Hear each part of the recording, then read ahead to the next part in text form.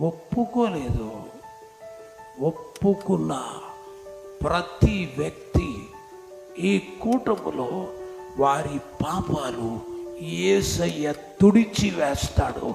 యేసు రక్తములో, దేవునికి స్తోత్రాలు, యేసు రక్తములో ఒప్పుకున్న వారి పాపాలు తుడిచి వేస్తాడు.